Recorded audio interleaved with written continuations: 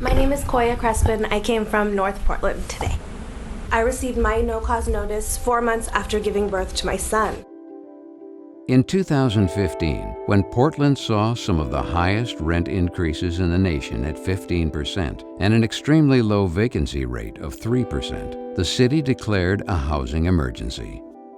The effects over the last several decades have been nothing short of devastating. We rank #1 in the nation for the amount of homeless students in our state, many of which have cited no-cause evictions and rent increases as the #1 causes. Teachers are living in their cars.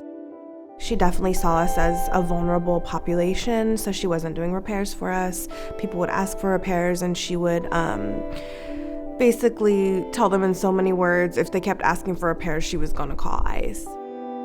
We got together as a tenants union and formed a consensus that we were going to write a letter asking the landlords to forego any rent increase until they fixed our units.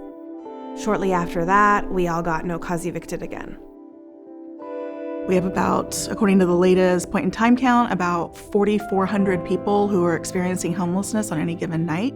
We have a huge amount of luxury housing that's come on the market, particularly in our rental units, and yet we have a huge need for housing that is more affordable.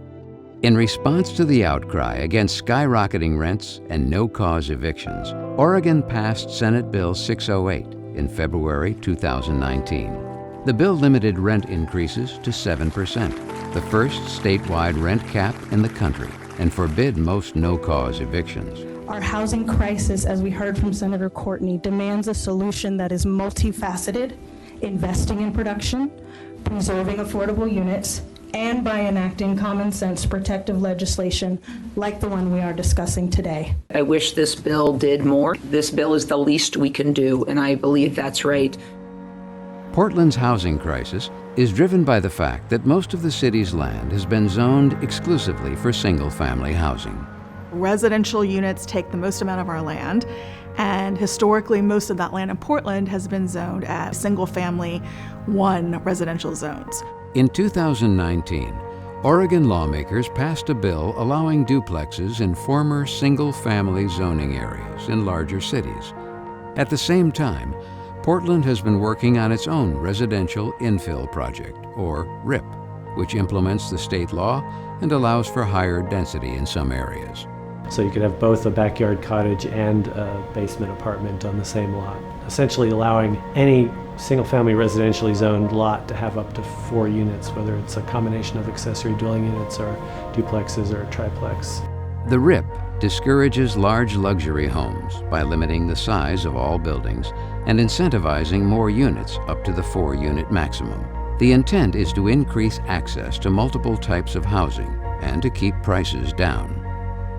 What they imagine is Gotham or Hong Kong suddenly springing up around their beautiful single-family home. What we're talking about is a little bit different. It's the idea of trying to integrate duplexes, triplexes, skinny homes, ADUs, and cottage clusters into the existing fabric of single-family home, hopefully opening up the American dream to more people.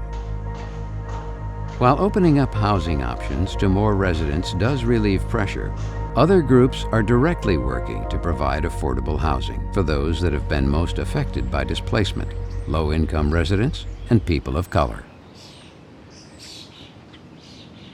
Displacement and the lack of asset building opportunities played a significant role in the continued disparity that exists in income and wealth in the Black and majority communities.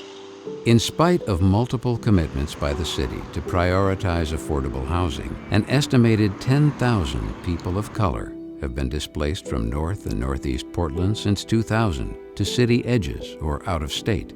The city promised to build housing that would have prevented the displacement of long-term residents in North and Northeast Portland. However, the city immediately reneged on all those commitments and for 10 years didn't do anything. North and Northeast's Black population was preyed upon for decades by discriminatory real estate actors and planners, urban renewal, redlining, and predatory lending. Now, a local nonprofit is taking matters into its own hands. We've got 4 units here, 1 2-story and 3 3-stories. Portland Community Reinvestment Initiatives has launched an ambitious plan to create 1,000 affordable renting and owning opportunities as part of their Right to Return initiative.